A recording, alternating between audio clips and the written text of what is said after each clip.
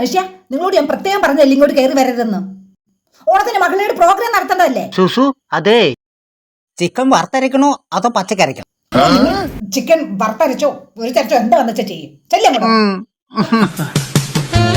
വറുത്തരക്കോ പൊരിച്ചരക്കോ എന്ത് വേണേലും ചെയ്തോ.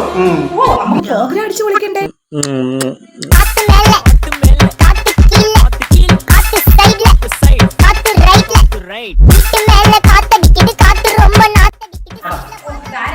ചേച്ചി, എന്നാ ഫോൺ തുളസി ചേച്ചിയാ വിളിക്കുന്നു.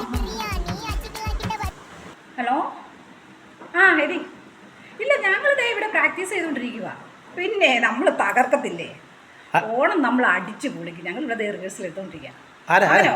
ആ ഇല്ലേ, അവരിവിടെ ഉണ്ട്.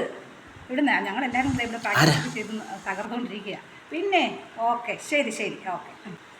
പിന്നെ തുടങ്ങ നീ വന്നേ. അടുത്ത ടൈറ്റിൽ സോങ് ചെയ്യാൻ പോകുന്ന കൃഷ്ണന്റെ വേഷം ചെയ്യാൻ ആളെ കിട്ടിയോ? കൃഷ്ണൻ ഇവിടെ? അവിടെ ഇപ്പൊ ഉണ്ട്. കൃഷ്ണൻ വന്നോ?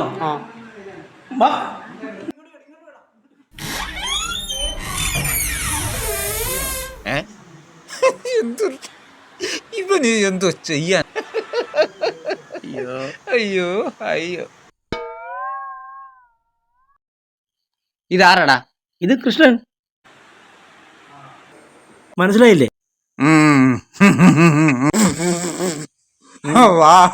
വാടാ വാ വാ വാ, ഒരു കാര്യം പറയാം. ഒരാഴ്ചയായിട്ടുള്ള പ്രാക്ടീസ് അല്ലേ? ഓണപ്പരിപാടി കളിക്കും. ആഘോഷങ്ങൾ നിർത്തലാക്കാൻ സർക്കാർ ഉത്തരവിട്ട് ഈ മണ്ടന്മാർ അറിഞ്ഞില്ല. സ്റ്റേജ് പരിപാടി എല്ലാം ക്യാൻസൽ ചെയ്തു.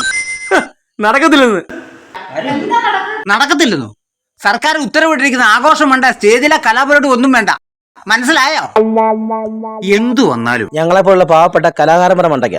മനസ്സിലായോ? അതാണത്. പക്ഷെ വേറൊരു കാര്യമുണ്ട്. പക്ഷെ ഞങ്ങൾക്ക് ആഘോഷമുണ്ട്. കാരണം ഞങ്ങൾക്ക് ബാറുണ്ട്, ബിവറേജ് ഉണ്ട്, തുണിക്കടയുണ്ട്. അപ്പൊ ഇതുകൊണ്ട് ഞങ്ങൾ ആഘോഷം അടിച്ചു പൊളിക്കും. പക്ഷെ കലാകാരന്മാരുടെ അവസ്ഥ ഭയങ്കര കഷ്ടം. ദൈവമേ.